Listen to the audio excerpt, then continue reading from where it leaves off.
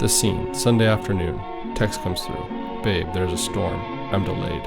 3 hours delayed. Supposed to be a 9:30 pickup, turned into a 12 o'clock a.m. pickup. So 10 o'clock hit and I thought it was time to get going. But I was tired, so I made us some coffee. Coffee at 10 p.m.? Don't worry, it was decaf.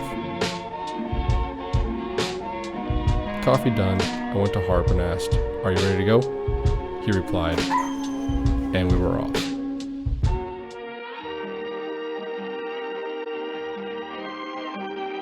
Fully loaded and a few more sips of coffee, we were off at 10:12. We were going to be on time.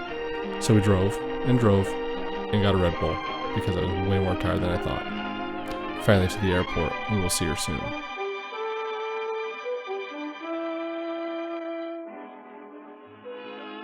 The takeaway, do whatever you can for your loved ones. Even if it means staying up late and picking them up from the airport that's an hour and a half away. It doesn't matter the time or the energy, just that we're together. Thanks guys, we'll see you tomorrow.